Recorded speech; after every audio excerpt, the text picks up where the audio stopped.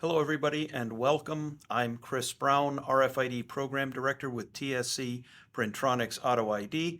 I am here today with Jose Dagher of Xerafy. Xerafy is one of our partners for on-metal printable tags that can run through our printers. I'm going to turn it over to Jose shortly. He's going to introduce himself, his company, and these tags that we're going to work with today. And then later we're going to cut to some video where we're going to demonstrate the process of loading the printer and printing and encoding some tags. Jose?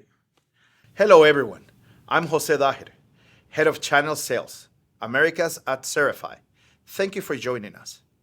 Today, with TSC Printronix, we're going to tell you more about how flexible printable RFID tags like the Xerafy Metal Skin range of labels are used around the world for asset tracking and inventory management. We're talking about how to tag your high-value items such as aviation parts, manufacturing components, reusable packaging and containers, medical devices, networking equipment, data center servers. If you have any questions or queries during my presentation, I encourage you to actively engage with us by sharing them on the chat board. Our team is here to address your inquiries and provide the information you seek. Alternatively, you can also save your question for the dedicated Q&A session at the end, where we'll have an opportunity to delve deeper into the topics discussed today. But first, more about Xerafy. We are the RFID partner of choice to Fortune 500 companies. We support our customers here in the US, out of Minnesota and Texas, as well as in Europe and Asia. We're known for highly innovative industrial RFID, metal shocks, high temperatures, water, and waterproof. We create tagging solutions for manufacturing, logistics, healthcare, oil and gas industries. You know who we are. What you need to know about RFID labels. Not all RFID labels are born equal. You are certainly familiar with the throwing away RFID labels that are used on the large scale in retail, simple and efficient. Today, we are going to focus on the other RFID labels.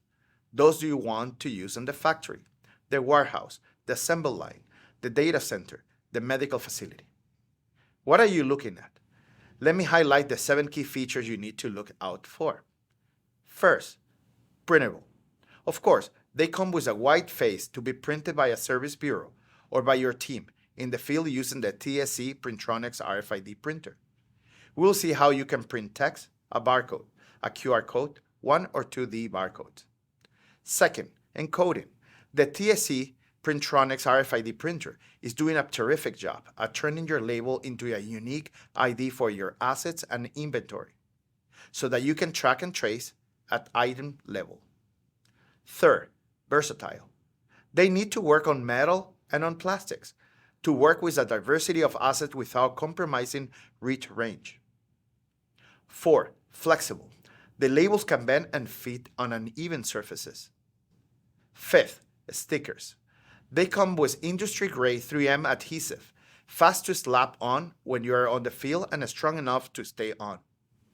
6. Durable. Rugged enough to withstand day-to-day moisture, tear, scratches. 7. Standard. They're rain RFID, impassive UHF RFID frequencies, in order to work with any readers and system already out there, now and in the future. That's why Xerafy Metal Skin labels come in. They have been around since 2012, so we are now looking at like 4th generation of these labels building up on return of experience of hundreds of customers around the world. They're more than ordinary labels. In fact, I'm tempted to call them flexible RFID tags, owing to their wide adoption for asset tracking and inventory management. They come in 4 different sizes, suited to different types of assets and inventory. They also come with the option of transparent protective pot, like this one here, which is great for your plastic crates, containers, etc. But let's take a closer look at them through these 3 typical use cases. First, mercury for components and part tracking in manufacturing.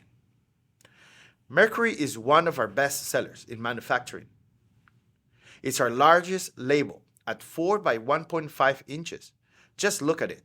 It's big, which means you can print more information on it with your TSC Printronix printer, and reach range. We're talking 6 meter, almost 18 feet, with a handlet reader. Expected more with a fixed reader. Look at Mitsui Engineering and Shipbuilding, MES, in Japan. They're using Mercury to manage their crane components. They manufacture these giant cranes that you can see handling containers in ports around the world.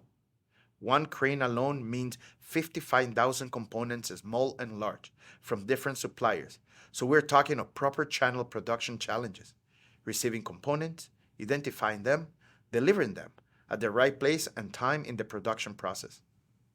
With Mercury, Mitsui saved time during production, improve its inventory management accuracy, improve overall productivity by and streamline its processes. The tags are pre-associated with the order data, printed and then supplied to the vendors when the orders are placed. The vendors pre-tag the parts and components prior to delivery to MES OIDA works. Each vendor receives a new order sheet and corresponding RFID labels when they deliver the complete components to the facility. Second, Platinum and Delta for warehouse inventory management. Platinum is a smaller Mercury, so expect large white face and a good range as well. Delta is great for curved surfaces, thanks for its superior flexibility. Flexibility doesn't come naturally to RFID labels because they tend to be thicker to be able to work on metal surfaces. Look at this airline. Sichuan Airlines is a full-service operator with a fleet of more than 100 aircrafts and 10,000 employees. Their maintenance team manages an inventory of 60,000 parts and consumables. They will spend hours on daily inventory count and weeks of audit, only achieving limited visibility and accuracy. How can you automate all of this? How do you reduce losses and increase availability? How do you optimize your inventory's financial cost? Since going live in the new system in November 2017, daily inventory count, which used to take 2 employees up to 8 hours to complete, now can be completed in only 2 to 3 hours by just one person. RFID labels for inventory management like Xerafy Platinum and Delta do exactly that. Automate tracking of stock in and out operations, item movement, stock transfers in.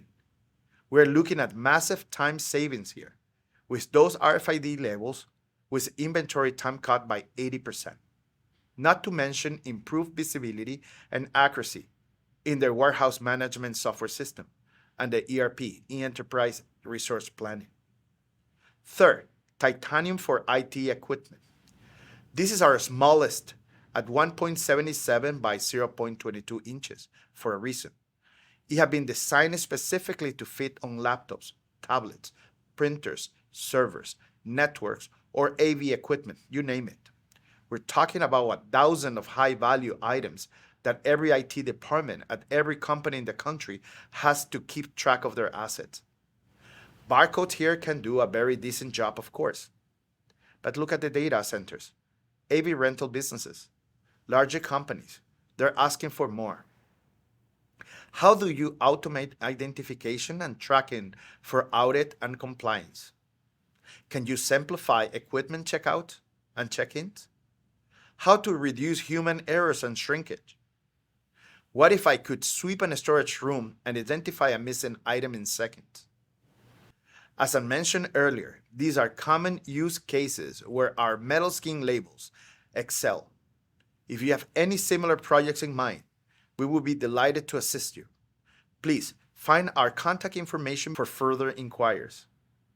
That concludes the information I wanted to share with you today. I hope you find it insightful and valuable. Now, I will hand it over to Chris, who will demonstrate the process of encoding and printing the Xerafy Metal Skin labels using a TSC Printronix T6000e industrial printer. Over to you, Chris. I'm here today with our T6000e RFID printer and some on-metal tags from Xerafy. We have here their Metal Skin series. They have 4 models, the Delta, the Mercury, the Platinum, and the Titanium. And we're going to go through these today, getting them set up on our printer and actually printing and encoding some RFID labels. Let's start by looking at the printer a little bit. I'm here with our T6000e RFID printer, and it's important to note that this printer was engineered from the ground up to work not only with standard smart labels, but also on metal tags and even many other tag constructions like plant stakes or electrostatic discharge tags and so on. The printer can work seamlessly, swapping between different tag types. Now we're going to take a closer look at actually loading the media. So we're going to start by simply placing the roll on the back arm, folding up the guide bar and placing it gently against the roll of labels. The labels then go over this guide bar. There's a little collar here that you will slide in so it's gently brushing the labels and keeping them aligned. The labels then pass under this feed guide. Note this adjustable mechanism here. We're going to leave that loose for now, and then later when we get the labels positioned, we're going to put that into position and tighten it up. When we're starting to get into the center of the printer, you can now see this silver bar with the arrow. There is a handle behind it that is an adjustable sensor fork. It also functions as a media guide. I now have my fingers on the handle in the back, and you will notice that I can slide it in or out. Okay. Right now we're just going to leave it anywhere as long as we make sure that the labels pass under the sensor fork. And there is also finally a small little media guide on the inboard side. We want to go under that lip, and we have our openable door here. We're going to open that up just to assist in the process. Feed the labels through the slot. Might pull out a little bit. I'm now going to tighten down this feed guide here, put it into position, tighten it down. And I'm going to go back to the last step, which is to move the sensor bar, the sensor fork, so that the arrow is lined up over either the gap or black mark. In this case, we're using tags or labels with gap. It's now lined up over the gap. I put it into position, close the print head, and now we're going to go run the calibrations so that the printer is ready for printing and encoding. Here at the front panel, we're going to press the green pause button, and now the printer is offline so we can adjust printer settings. What we're going to do here is run a standard non-RFID media calibration. That's where the printer feeds through a few labels and basically figures out how long the label is and where the gap or black mark is. And that's the first step, and the second step is to run the RFID calibration. And in that process, the printer figures out which chip is in your tag, where the inlay is located, and what the best read and write powers are to use when communicating with the tag. I like to use the wizards to run these two calibrations. Makes it very easy. I scroll left and I select wizard and then enter. Now here wizards is highlighted. I scroll to the right to select the wizard printer setup. There's a little lightning bolt there. That tells me that if I hit enter, it will launch the printer setup wizard. I press enter, select my language. I'm going to stay with English today. Enter. And I can basically scroll through many of these menus. They are informational, most of them, but we have to pay attention.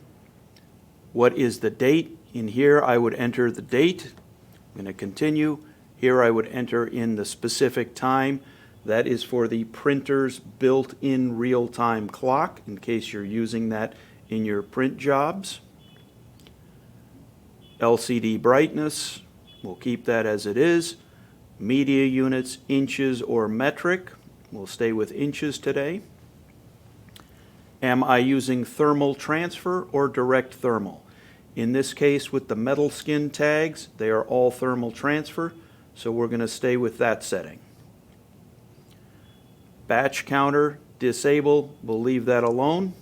not the topic for today. This is now telling me to install the labels and the ribbons. We've already done that. Now this is describing which media separator I'm going to be using, a gap or a black mark. By default, our setting will be mark for a black mark, but in this case we're going to change it to gap. These labels do not have a black mark. So we select gap and enter. Scrolling on, it's telling me to position the sensor. You saw that in the initial setup stage.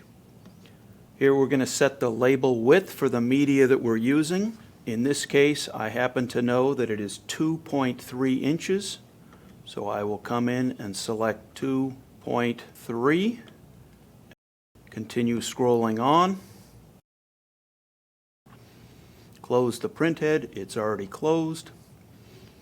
And here, this is the all-important step. This is what it's really about here. Auto-calibrate.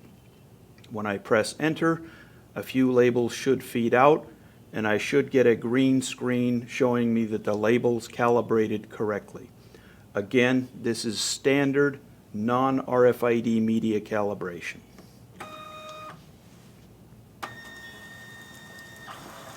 And we get our screen, and it showed me a sensed distance of 1.14 inches. Green screen means good.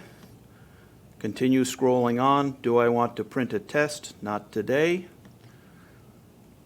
And I'm going to scroll through the wizard, and it is now completed. We're back at the wizard's main screen. Now I'm going to scroll to RFID wizard and run that. And what we're really doing here is the RFID calibration. Scrolling through, it's going to repeat some of the questions and phrases from our earlier wizard. That's okay, we're just going to skip through those, including we're going to skip through auto-calibrate. That is a repeat of the non-RFID calibration. Antenna setting. With the T6000e 4-inch printer, which is what we are using today, this printer has two encoding antennas that you can use, and you can choose which one you're going to use. Either the external encoding antenna, which is this bar across the front of the printer, or there is an internal encoding antenna, which is back in there. The external one, as you will notice, is above the media, and this is important for on-metal tags. By being above the tags, the encoding antenna can communicate reliably with the tags as they're passing through. With the internal antenna, it is below the label path, so it has a difficult time communicating with on-metal tags. You do not want to use the internal for on-metal tags. You want to use the external. And the external, I should point out, was purposely designed for this purpose. So we can choose here. You can see I can hit enter and choose external or internal. I'm going to select external. Next. And now it's asking me, do I want to run the RFID calibration? Yes. I hit enter, and a few labels will feed out, and it will start the calibration process. This process, you only need to do it one time for that label type. And we're going to show you how you do this process, and when you're done, you save those settings as what we call a configuration. These printers allow you to save and store 8 different configurations, and you can custom name those configurations. Once those configurations are in the printer, you can load that label type, set that configuration, and work with that label type. You do not need to rerun the calibrations. During the calibration processes, we've used some labels. Now, technically, the more labels you use during a calibration, the better, especially in RFID calibration. But we still want to use these labels. We want to conserve them. So we're just going to open up the print head and manually feed the labels back in. Rewind them a little bit, and we're going to roughly line them up with the front of the printer. and now we can use those labels for actual print and encode jobs. Close the print head back up, and we should be ready to go. We have some metal skin labels loaded now and calibrated, and now we are going to actually print and encode some of those. So we're going to be using Bartender today. I have up here on my screen, I've just opened Bartender up, and Bartender launches a wizard that helps us design that label. I'm going to be using a blank template. Next, here I have to select the correct printer driver that I'm going to be printing to. In this case, it is the T6000e printer driver. That means the T6000e series. The 4 is the 4-inch wide, and the 2 is the 200 dpi. I'm going to select that driver. Next, I'm going to specify my label dimensions. It's 1 item per page. Does it have any margins on the left or right? Well, remember that these are not your typical labels, so in this case, on the right side, we do have about 1/4 of an inch, and on the left side, we have no margin at all. So we're going to put in to the left 0, and on the right 0.25. Next, what is the approximate shape of my label? It's a rounded rectangle. That's the default. We're going to keep that as is. Next, now we need to define the width and the height of the label. You're not talking about the width or the height of the liner, but the actual label itself. So I would grab a ruler, or if I know what those dimensions are, I can just go ahead and put them in. I'm going to measure my width and height. In this case, I know that the width is 2.3 inches and the height is 0.75. And next, and do I want any background graphics? No. And I'm going to continue on until I finish. And now up on the Bartender screen, I can see my label template, and it should look approximately like what my actual labels look like. Thank goodness it does. What I like to do is just put down some kind of a standard text object so I can do some test printing and make sure that everything is configured properly and printing properly. I've set the copies to 2. I'm going to hit print, and if we have everything set up correctly, 2 labels should pop out the printer that say sample text. And there they are. We have good print quality even without adjusting any print quality settings. Now we're going to add in an RFID encoding to the label. These are on metal tags. They would commonly get used for asset tracking.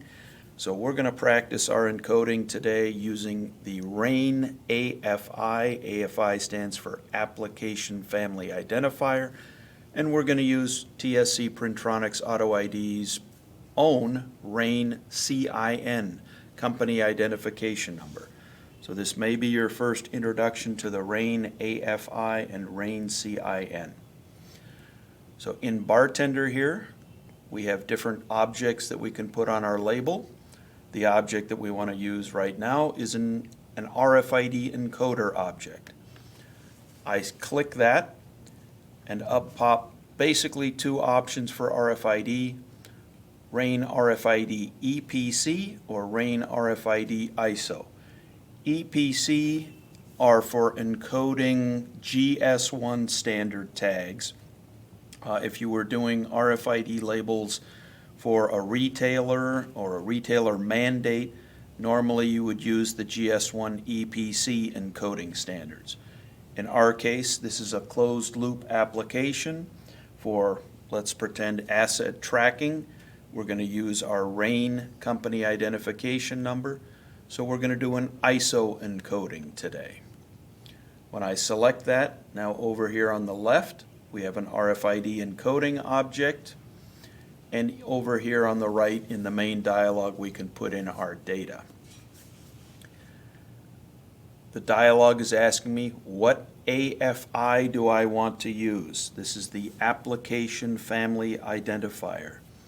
In the ISO world, they have different hexadecimal values that you can put in there, and each hexadecimal value that you put in there basically denotes what is the application that these tags are getting used for. In the case of the RAIN AFI, the value that you need to put in there is AE. Okay? So we will actually end up encoding the value of AE to a certain portion of memory in our tags, and that will tell reading systems, hey, this is a RAIN AFI encoded tag. So we've put in AFI of AE. Now for the normal section of the EPC or Memory Bank 01, where we're going to encode the data, when you use the RAIN AFI, the first piece of data that you need to put in is the company identification number. Our RAIN company identification number is D4D3C321. We are going to paste it in there, and that will now be encoded to the tag. So far, that means we have the RAIN AFI of AE and the RAIN company identification number as shown on the screen here. That tells a reading system, okay, this is a RAIN AFI tag, and the company that's doing this encoding is, in this case, TSC Printronix. And then we're going to add another field to encode, which will be our unique serial number for the assets that we are tagging. For our serial number, let's pretend that we want to start with the value of 1, but we cannot simply enter a 1 in for our serial number value. When we are encoding tags in RAIN RFID or reading the tags, we work in words. That's groups of 16 bits. If you remember, I put in my company identification number. That was 8 hexadecimal characters. Each hexadecimal character needs 4 bits to encode. 8 characters times 4 bits per character gives us 32 bits that we are now encoding to the tag for our company identification number. Thankfully, 32 bits is a multiple of 16. It's 2 words. So we're right at a nice clean word boundary already. But that means that when we create our serial number value, we have to work also in groups of words. We're only going to use 1 word, 16 bits for the serial number value. And we are going to use hexadecimal characters for our serial number values. So 1 word, 16 bits, is 4 hexadecimal characters. So I want to put 1 in as my starting serial number, but that means I need to put in 0001. That will now be my serial number. I'm also going to give this serial number a name. I can call it whatever I want. I'll call it TSC Printronix. And now in Bartender, I'm going to set that data element up to serialize by 1, every 1 label, incrementally in hexadecimal. So I'm going to turn on the serialization in Bartender, increment, hexadecimal, by 1, every 1 label. I'm now also going to go back to my sample text object. I'm going to link that object to my RFID tag serial number. I just connect it in Bartender, and now you will notice when I do this, what used to say sample text will change to our 4-digit serial number 0001. And as I print labels, that should increment hexadecimally. And we're just printing that to give us a visual representation of what we're encoding to the tag. So now, let's actually print and encode 5 of these. I'm going to go File, Print. I'm going to do 5 serial numbers. And when I hit Print, we'll watch the printer here. Out pop our 001, 002, 3, 4, and 5. And now what we were going to do is use the printer as a reading device to actually check our encodings. The first thing I'm going to do is open up the print head. We will get a little error messages telling us that the print head is open. Okay, that doesn't matter. I'm going to take the printer offline, go to Settings. I'm going to scroll until I get to RFID, enter. And now I'm going to scroll down until I get to Diagnostics, enter. And under the Diagnostics menu, there are many things I can do, many different tag memory portions that I can read, but I'm going to use the standard read tag. That should read the standard portion of memory bank 01, the so-called EPC, or in this case, UII memory. Now before I press enter and read the tag, I have to position a tag directly underneath the antenna that I'm going to be using. It's this bar right here. So let's take tag number, let's take 004. And what we're going to be looking for is our company identification number at the beginning of the encoding, and then 004, 0004 at the end of the encoding. So when I press enter, the printer will proceed to read the tag, and then it will flash up on here the value that gets read. And there it is. I can see our company identification number, and at the end 0004. Let's try 003 just to make sure. Double check our work. There's the company identification number, 3 zeros and a 3. And that's how you can use your printer as a poor man's reading device in case you don't have another RFID reader handy. Now that you've seen our T6000E working with various on-metal tags, if you have any questions, please feel free to contact us. Thank you very much until next time. All right, thank you, Jose and Chris. I just want to take this time to thank everybody once again for joining us for this webinar.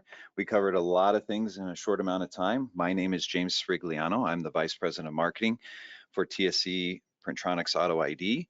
And I'd just like to take a few minutes here to answer any questions that you may have. So please enter them into the question section or the chat, and we'll get to them as soon as possible. So without any further ado, Chris and Jose, are you ready to answer any questions? We are. I am. Okay, so we'll start with the first question here. Can Xerafy Metal Skin labels be reused? Absolutely. Some RFID and metal labels in the market are designed for one-time use. But Xerafy Metal Skin labels are reusable thanks to the durability and industrial adhesive mounting system. All right, thank you. Next question. If both the T6000E and T4000 models can work with these metal skin tags, what are the differences between the two printers? Okay, I guess that would be me. I like to say we have two printer series that can work with these on metal tags, the T6000E and the T4000. The differences, I like to say there are two categories or buckets of differences. The first category of differences is all of the traditional barcode label printer spec differences. Have nothing to do with RFID. So things like what print volume are you anticipating? The T6000E can handle a higher print volume than the T4000. What print speed do you need? T6000E faster. What DPI, dots per inch print head resolution do you need? The T6000E is available in 203, 300, and 600 DPI, whereas the T4000 is only available in 203 and 300 DPI. So if you need to do a really small print job, you'd have to get the T6000E.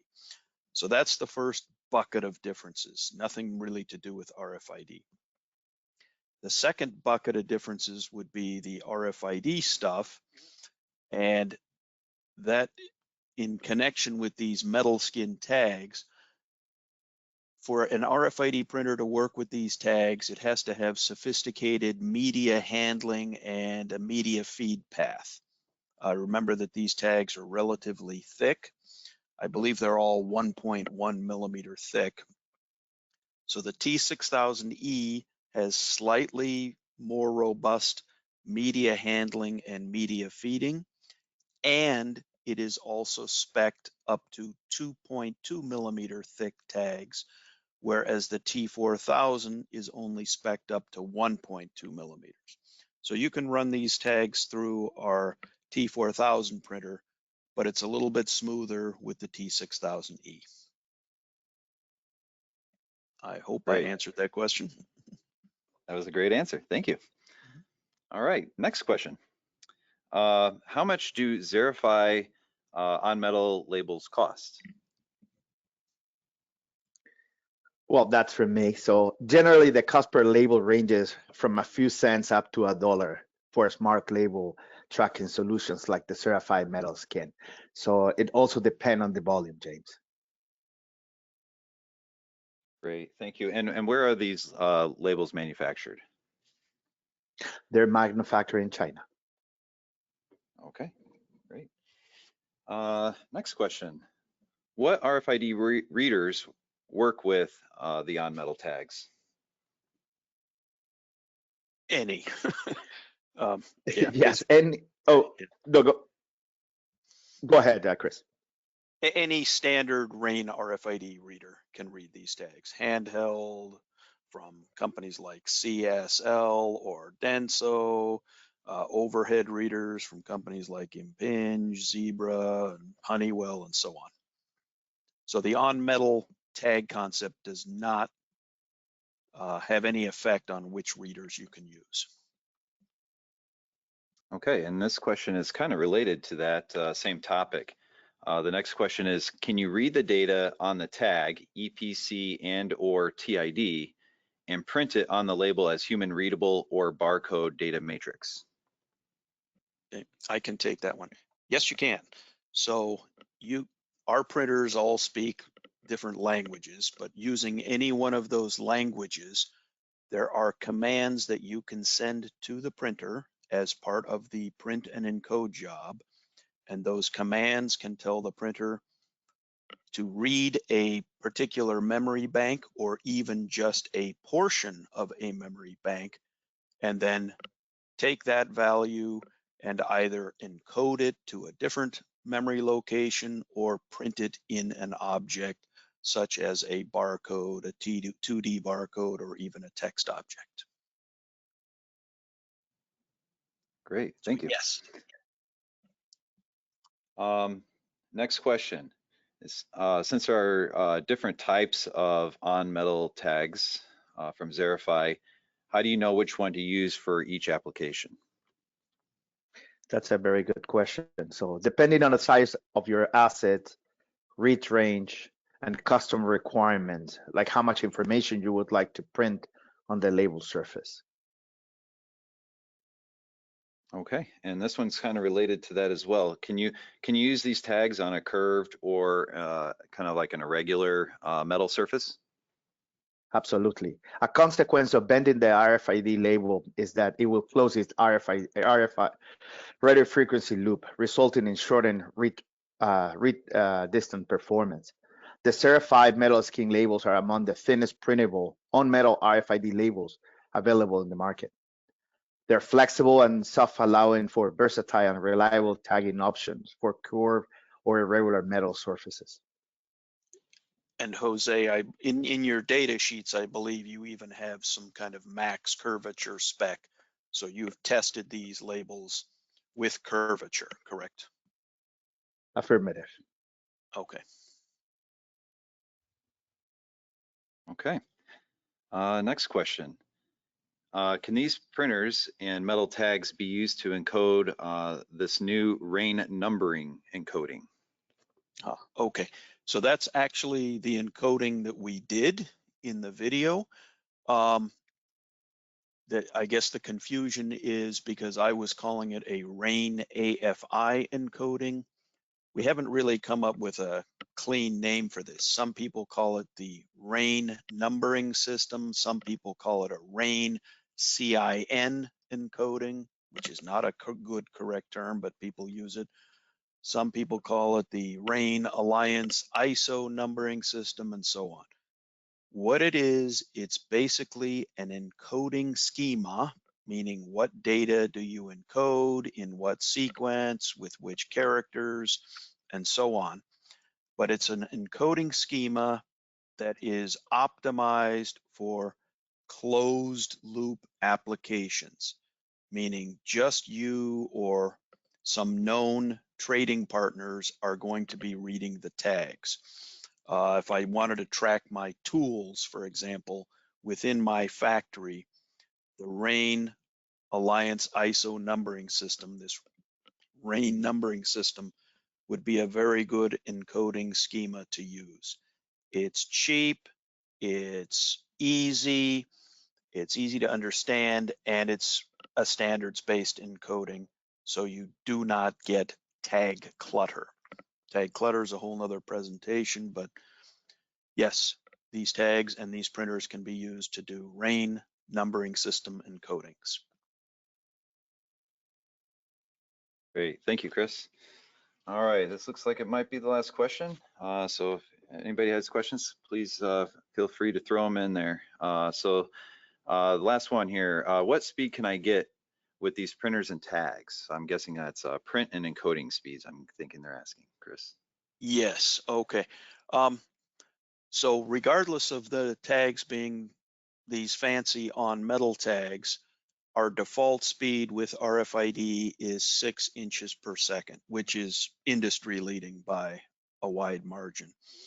I have bumped it up a little bit, but I wouldn't recommend that. I would go with our default 6 inches per second. Okay, we got one more. Can you give us an overview of moving from ZPL supported applications with other branded printers to Printronix printers? I can take that one. Yes, great question. Boy, I should have had that in the webinar. So our printers speak multiple different languages. And one of those languages that they speak is ZPL. So you simply set the printer to this ZPL mode. And if you already have an application that is generating and sending out ZPL, just continue on with it. Just set our printers to ZPL mode and send our printers your existing ZPL, and it's good to go. Okay. No changes to your application should be needed at all. Probably 99.9999% no changes needed at all. So an easy drop-in replacement. Plug and play, drop-in replacement. Exactly. Thank you. That's great. Okay, I think that answers all the questions that we have for today. I'd just like to thank everybody once again for joining us. I hope it was valuable to your time. And if you have any questions, please feel free to reach out to Chris or Jose. You'll be getting a follow-up email with their contact information. So if there's any questions that you guys have, please feel free to reach out to them directly and they will answer any questions that you may have. So thank you everybody once again and have a great day. Bye-bye. Thank you. Bye-bye. Thank you. Take care.